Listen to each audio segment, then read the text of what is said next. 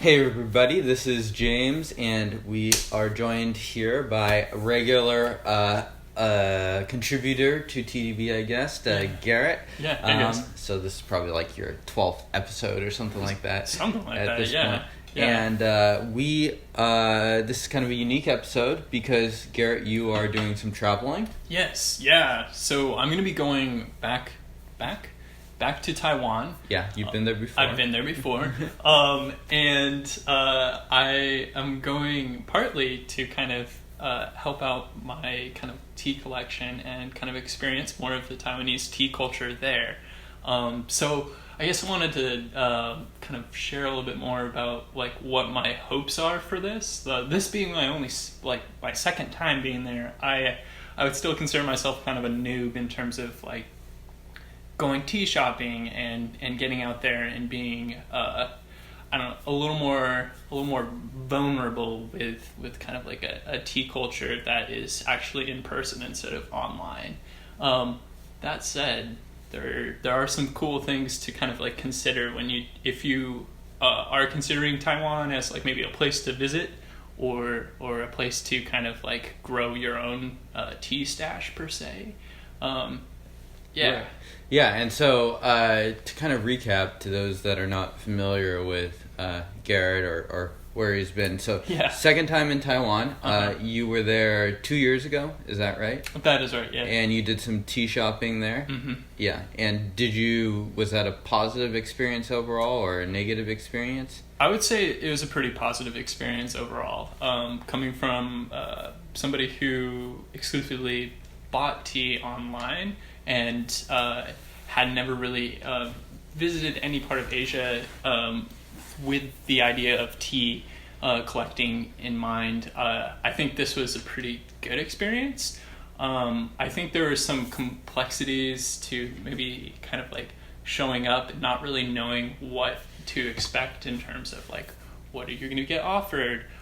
Is this person going to understand like what my needs are? Like I'm a very Pu'erh centric tea drinker, so like there's certain teas that I was less interested in versus more teas that I wanted to experience more of, and so kind of going in now having experience, I want to accentuate more of those teas that I really enjoyed that I picked up, and like kind of de-accentuate maybe more of the teas that aren't as classy, aren't as good.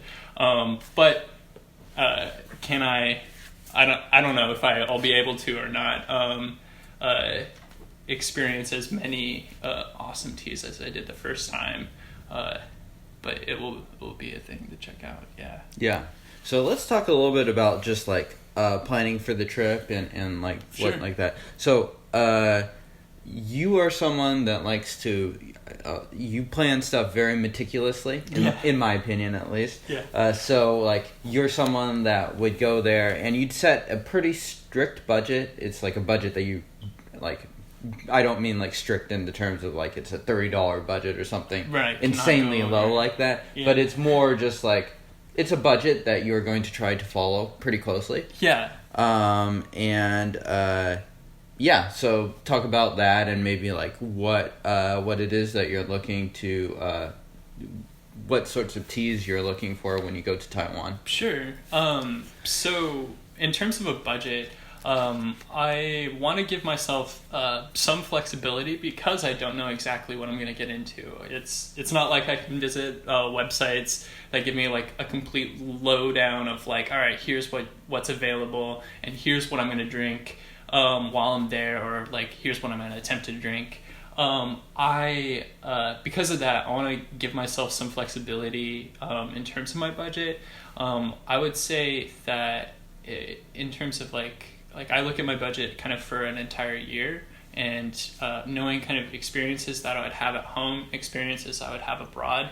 I want to accentuate more of those experiences abroad because they're just more interesting teas and more interesting experiences. So probably about 80% of my budget this year is reserved for what I'm going to be collecting in Taiwan. And in terms of that collection, I would say versus kind of what it was in the past is more oolong eccentric, or centric. There we go. I'm mostly looking this time to just kind of collect some oolong that would probably be good to age, or that is already been aged in Taiwan. I think Taiwan's got a great oolong culture, and I think there's more opportunity there to explore more of highly roasted stuff, and then also kind of the high mountain, just fresh what's come up in this last spring session. Right. So that's kind of more of my push this time to when I'm going there, and considering that last time I did a bunch of collection of kind of more dank or wet stored pu'erh. I am considering more of that, but I think oolong for me is more of an interesting premise just because it's still more of an unknown. So keeping in mind kind of what my past experience has been and kind of what my overall budget for the entire year is, I want to kind of stay true to my overall budget for the year, but also kind of be honest with myself about hey, this is it. This is going to be my big thing this year. And kind of keeping that center in my mind. So a lot of oolong. And so oolong, is that something that, so you said you would age some. Would you drink some as well? Yeah. That's something that I kind of regret from my last experience, is not getting more roasted oolong. You've been to Taiwan a few times, or yourself, and once in this last spring, and I regret not having you pick me up more, just stuff to drink on the daily.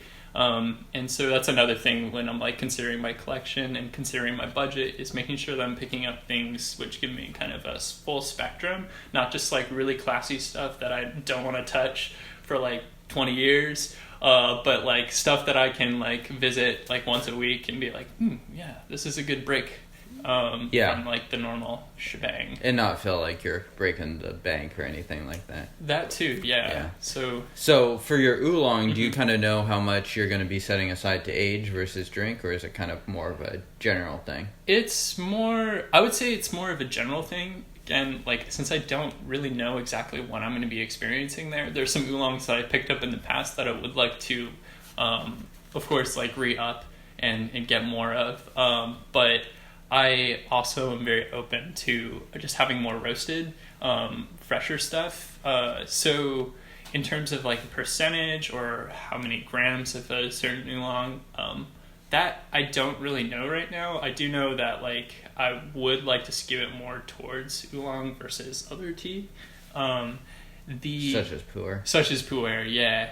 One of the things that we experienced when we were in Taiwan a couple of years ago was that we would go to places, we would ask for pu'erh, or we would just see pu'erh on the walls, and a lot of it was a lot of factory dai or jagwan, and very factory stuff that you could pick up on Taobao, and the prices kind of reflected or were worse than Taobao, so it was difficult to kind of jump that hurdle in some places that were very maybe more dry stored centric, versus maybe more of a Hong Kong or just a regular nonchalant Taiwanese storage.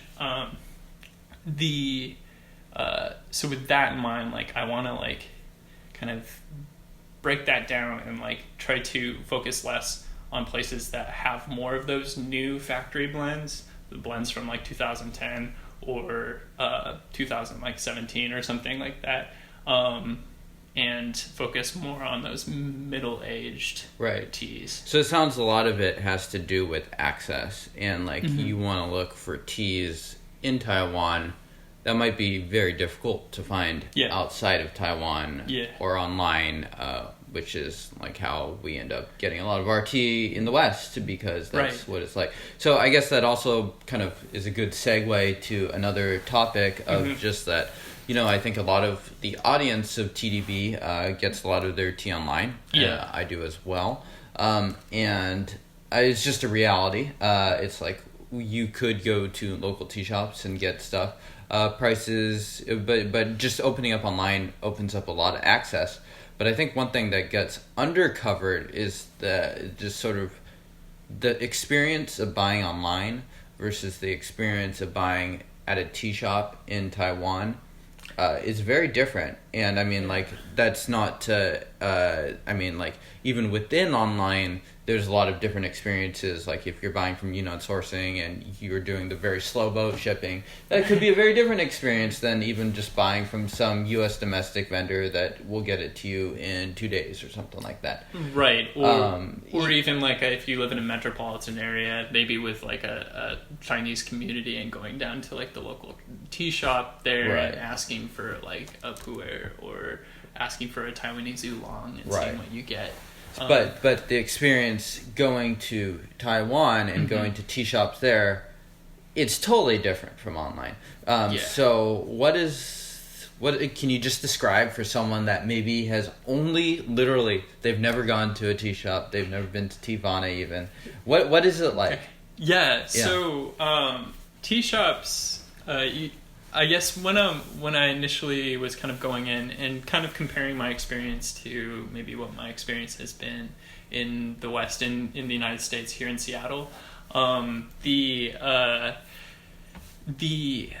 would say that Taiwan is a lot different in terms of when you walk into a tea shop, you experience a couple different things depending on what the shop's specialty is. So I think one thing for me that was very, like, relevant was kind of breaking down what my needs were, like, initially.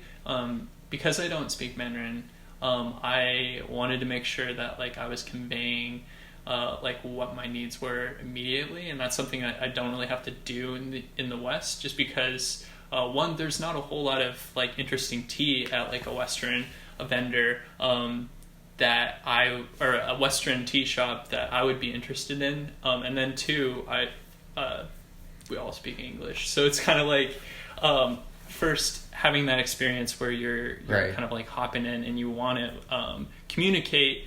I found it, like, I would be cracking out, like, my Google Translate just to help out. Oftentimes, a lot of tea shops, you would maybe be waiting, kind of, there might be a session going on, like, towards the back of the shop where they actually do the tea tasting. So you might be waiting while somebody else is doing a session, or they might, like, beckon you to come in and you're just drinking what has been started already. It's I would say it's more of a casual affair, but also there is some economics to it. So, and, like, are you paying for that session that you might sit down and have with the tea shop owner or their employees? So my experience is that you are not. So that also kind of plays into, like, the economics of a tea shop, where if you're tasting teas, maybe you've tasted, like, 3 teas, oftentimes they'll, like, stop and kind of ask you, like, how do you feel about the teas, what's going on, with kind of, like, the idea in mind that you'll, like, purchase an amount of tea. So because it's not a strict, like, transactional experience where, like, you might pay, like, $20 or, like, $10 for this tea session, you'll get 3 teas and that's it, and we also have them for sale. You have you're served tea, and then there's kind of, like, an expectation that you'll be interested in, like, buying something. So it's always good, or at least I found over the course of my experience, is to always kind of keep communication open in terms of how you feel about a tea, and if something's not quite right, kind of conveying that earlier on in a session. Right. So maybe not a good idea to play coy, sort of, like, and it's better, it's like, you're only going to drink so many teas in a session. Right. And it's probably going to be around 3, maybe less, maybe more. And you're only going to want to drink a certain amount of tea, too, before you start to feel very uncomfortable. Sure. So you want to get, to your point, you want to convey what you're after. Right. one thing that I did that was very helpful was having a friend along that you can kind of bounce ideas about the teas that you're drinking, or use as kind of a scapegoat, just to kind of keep it socially like available. Like, oh hey, you know, like, oh, my friend's got to go do something, or I know we kind of like use that, like, well, hey, we have to think about this, we have to come back. Yeah. So that way we're kind of always socially available for folks. Yeah. And if you in Garrett's example, I was the real life friend. Yes. Yes. So. Yeah. So kind of being aware of the fact that like if you come across as like a Westerner when you come into like a tea shop in like Taipei or something, right? You gotta kind of be a little more patient with folks. I know a lot of people were kind of like, there's definite like ideas about what we would like and what we weren't as interested in. And then another thing we ran into a few times was like a lot of places were kind of, there's this sense that there's like a larger population maybe from like the mainland who came in already and bought out like a large amount of like aged Pu'erh and stuff, and so there's this kind of sense of protectionism, and how that would manifest itself would be like some places they just didn't allow you to take photos, or like they were kind of being extra coy about like what they had on availability, and like what they're willing to kind of session with you. Some places also would just flat out ask you like what your budget is initially. Right. And I think in your experience, have you had that happen? Like, I know you've also been in like Hong Kong before, where you enter a shop and like it's just like, what? How much are you willing to spend? And right. If we put ourselves in the position of the shop owner, mm-hmm. it's like trying to make do of what a Westerner is after. Mm-hmm. is probably really, really, really difficult. And I think in many ways it's kind of a blank slate. For instance, if you're in sort of like a more touristy area, maybe Yongkang district in Taipei, right, and you wander into a shop with Pu'erh, they may think you're in the wrong place. They may think you're really after Taiwanese tea or something like that. Right. And high mountain oolongs or something, or dong ding or whatever. They may assume you're just kind of a typical tourist and you see all these tea and you're like, oh yeah, tea sounds like a good idea. So you really do, to Garrett's previous point, have to establish what you're after. It's good also if you can let them sort of know that you are into Pu'erh, if right. that's what you're after. Yeah. So they may think, oh, you just know what Pu'erh is, but like right. trying to convey what you are after, and one way to do that is through budget and things like that, mm-hmm. because like if you're going to be buying a piece of Pu'erh, they probably have quite a range. If they're a Pu'erh specialist, probably they have bings that are as low as $30, and they very well could have some that range into the thousands, right. Like and they're probably going to lean, and understandably so in my opinion, towards assuming that you're after something in that $20 or $30 range. So in my experience, I found that it was important to sort of make sure that you're clear that you are willing to at least buy something. You're not interested in just the lowest range, right? Because that's not what I was interested in. I was not interested in buying like $20 bings or something like that. So yeah, kind of working with the expectations. What is that? Did I go off on a total tangent, or what was your question? that was pretty on point. I was just interested in kind of seeing if like when you would enter a shop initially, if you had experienced kind of like that, like it's an economic transaction, what's your budget? Kind of experience. And to your point, one thing that I found was very helpful for me mm-hmm. is that they have that expectation when you walk in the first time. But let's say you found a tea shop and you think there's something there, there's something interesting, come back. I mean, really, just come back the next day. It's Right. like when you come back, you're less of a blank slate. They have a better idea where to place you. Mm-hmm. You have a better understanding of what teas they have to offer.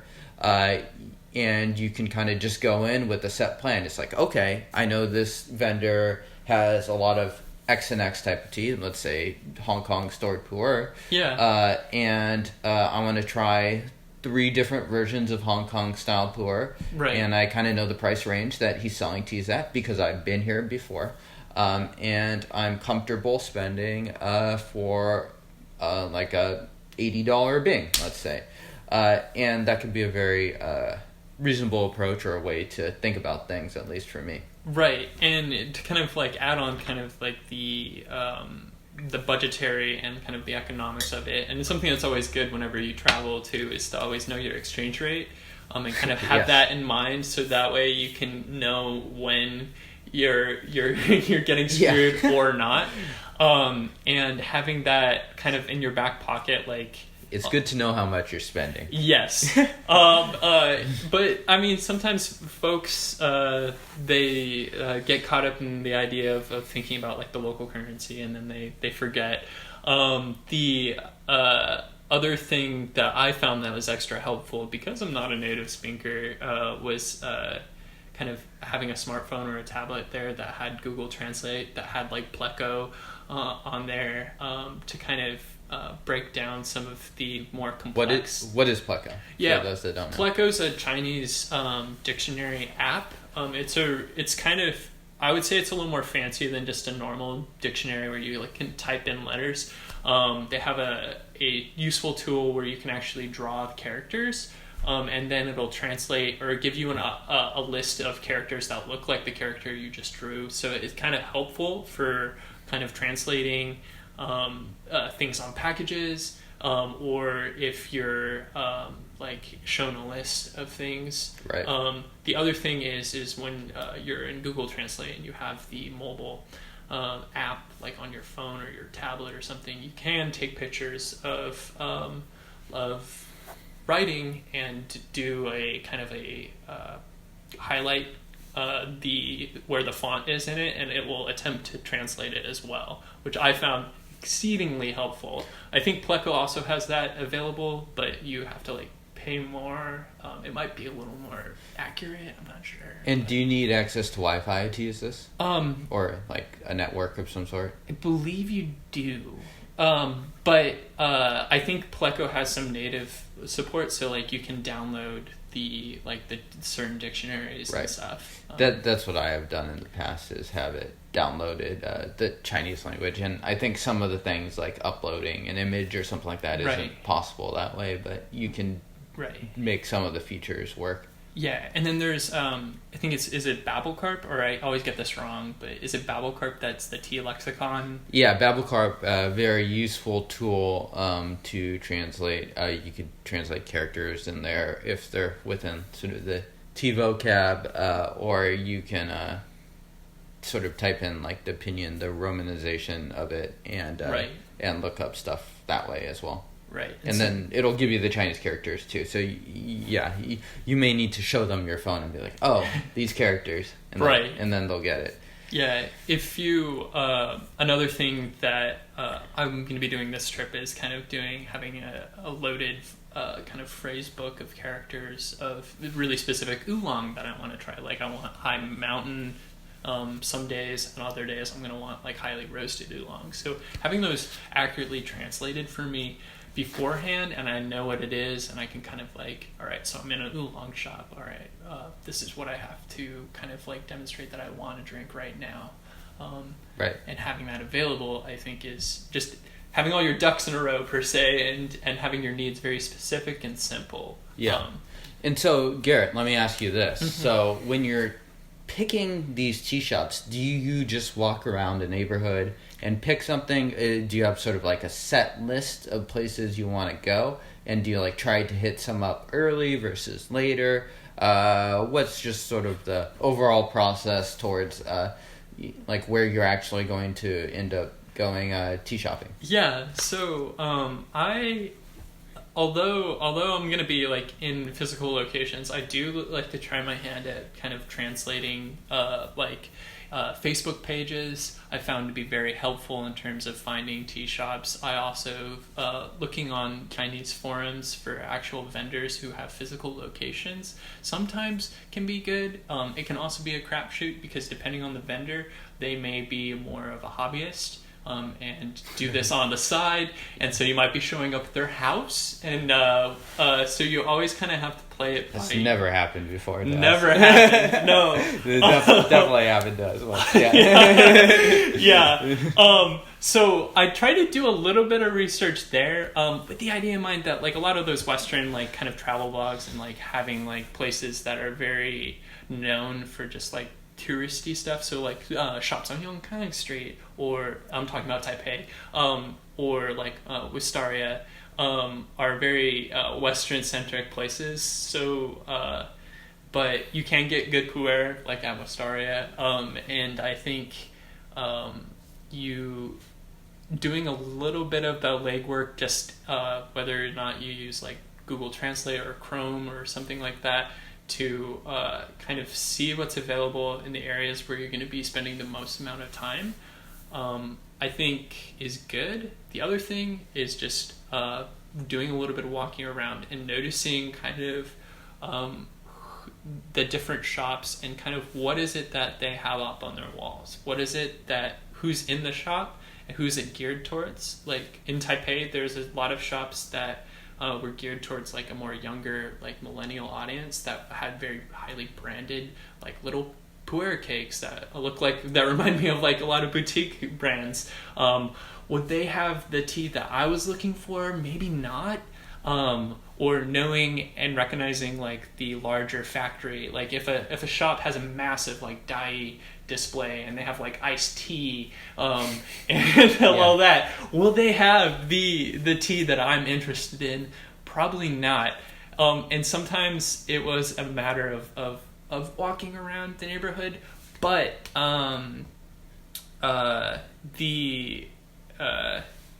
that does take up a lot of time. So like you have to kind of like grain of salt it, and you have to ask yourself, what are you doing? Like, why are you in Asia? Is it for tea? Because tea can take up a lot of time. What if a shop is like run down? Would that be a red flag or?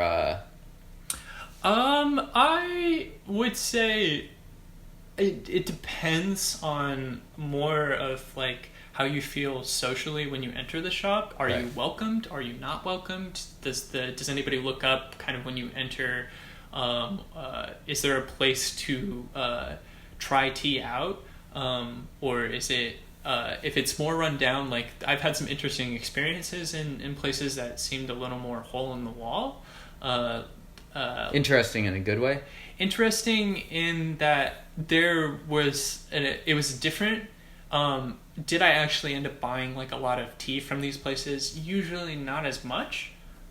So like I don't know if it was a win per se in terms of like finding good tea. But it could be just an interesting kind of cultural and kind of social experiment to kind of say like, well, let's check this place out. It looks kind of interesting. Yeah, I'm pro hole in the wall. Overall, I think there's a greater chance of problems with translation. So a lot of it depends on your comfort level. If you actually do speak Chinese, it could be great. But a lot of those shops are older. They've been in business a while. Some of the tea shop owners are often also a little bit on the older end. So maybe the English language skills are not as good as it would be from a younger person, which I pass no judgment, considering that I don't speak fluent enough Chinese at all. So, but if they are willing and they're accommodating and they're willing to sort of struggle alongside with you, I've had some great experiences at some of those shops, and sometimes they do have some good tea. But you will be kind of on, as Garrett likes to say, the struggle bus some of the time. So, so it really does depend. It probably, if I probably would recommend people away from it if they're going to Taiwan and trying to tea shop for the first time and they don't speak Mandarin. Right. But if you are okay with the discomfort, you could go in and stumble around a little bit, and I don't think I think you'll come out of it just fine. Right. Yeah. And kind of asking yourself, like, who's the audience here? Who is the, like, their ideal, like, client or shopper? And if it's like some young person, or like if there's a lot of like English like riding around, then you can kind of say, oh well, it's probably this group of people, but like hole in the wall, that's less right. so. To touch on one of your earlier points too, about when you're going out and tea shopping, keeping in mind that like you only have like so much bladder room, and you only have so much like caffeine tolerance before everything becomes kind of like too much. Know your limits, guys. Yeah. Don't overdo it. Know your body. I think that's also indicative of like if you're new to tea shopping in a like actual physical location, maybe you're just used to buying samples online. You have to keep in mind too some of the classic like shop moves where they'll serve you stronger tea in the beginning and maybe a weaker tea towards the middle, which is always why it's good to come back and session teas at different times overall. So like sessioning a tea that you had in the middle for first, if you're interested in it, and you might find that you have a different experience of that tea when you hadn't tried like that uber dank super dark tea in the beginning, right? So you kind of have to grain of salt your experience when that's a great point. when drinking in shops.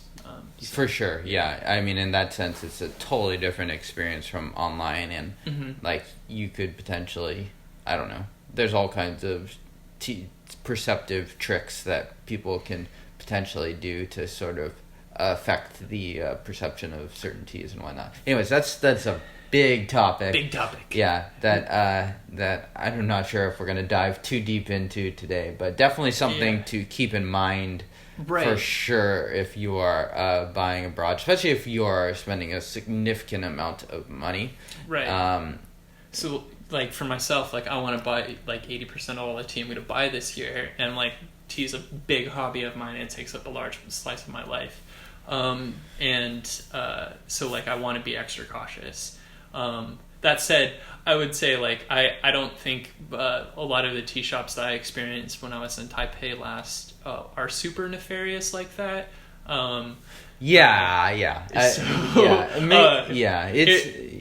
That's a good point. It's like we don't want to be fear mongering here at all. No, it's like for the most part, you're gonna be fine. Right. Yeah. Just keep it in mind, like how it tastes and how that might taste over time. Like it's always good to session, even when you buy samples, like session multiple times before getting that full cake, getting that tong.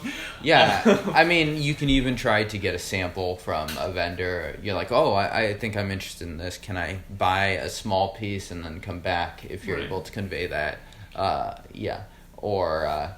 Or even they may just give it a small piece to you so you could try it in your hotel or hostel or wherever you might be staying. Yeah. And that can be a good way to just get a different experience with the tea. But yeah, any last thoughts about your upcoming travels? In terms of like other Asian cultures in Taiwan, I really enjoyed my last experience in Taiwan. I think Taiwanese people are amazing, just like the most like polite and like kind folks I've ever experienced in terms of like an overall like culture or community that I've spent time in as somebody coming from the West. And so that's also really motivating me versus like maybe spending more time in the mainland China area or Japan or all these other places that have different tea culture, but tea culture nonetheless. And so big shout out to Taiwan. Yeah. Right on. Yeah. And so, Garrett, you will be going in September. Mm-hmm. Yes. And we're going to try to film a post facto. I don't even know if that's the right word, but post Episodes, trip thing. So that probably won't be airing until October or so. So maybe we'll wait a little bit before we air this episode. But, okay. So hopefully you come back with all kinds of stuff. Yeah. Hopefully new facial hair, as we've been talking about. Yeah, getting a nice something. And a new attitude. You need to fix that. Yeah. Anyways, big improvement. So big thank you to Garrett for appearing, and hopefully we can see him again. Yeah. Thanks, guys. Cheers.